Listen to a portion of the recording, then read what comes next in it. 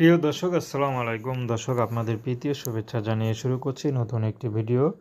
তো দর্শক আজকে আমরা এক অসহায় মেয়ের গল্প তুলে ধরবো, যার নাম হচ্ছে মিম আক্তার। মিম আক্তার বিয়ে শাদী হয়নি, পরিবারে তার মা আছে, বাবা নেই। বাবা 2 বছর আগে মারা গিয়েছে। তো তার ছোট একটা ভাই আছে। তো মিম আক্তার পড়াশোনা খুব ইচ্ছা ছিল, তো বেশি পড়াশোনা করতে পারেনি, ক্লাস 2 পর্যন্ত পড়াশোনা করেছে। তো এখন মিম আক্তার ইউটিউব এসেছেন, তিনি বিয়ে শাদী করতে চায়, কারণ অভাবে সংসার, তার বিয়ে শাদীও হচ্ছে না। তো মিম আক্তার একজনের সাথে প্রেম হয়েছিল, কিন্তু সে ছেলেটি খুব খারাপ ছিল, কারণ বিয়ের আগে তার সাথে থাকতে চেয়েছিল। তো সেজন্য মিম আক্তার তাকে ফিরিয়ে দিয়েছে।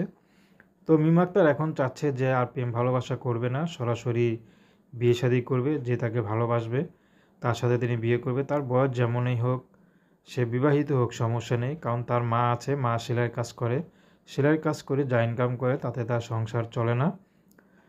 তো এখন মিম আক্তারকে যদি কেউ বিয়ে শাদী করতে চান, তো তার নাম্বার তো দেয়া আছে।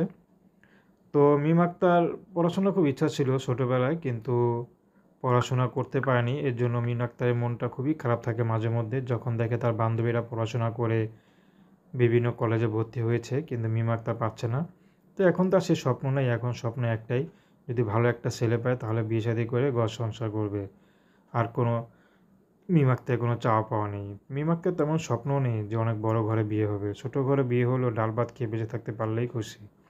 তো দর্শক, প্রেম ভালোবাসা, সাহায্য সহযোগিতা, বিয়ে শাদী করা একান্ত আপনাদের ব্যক্তিগত ব্যাপার।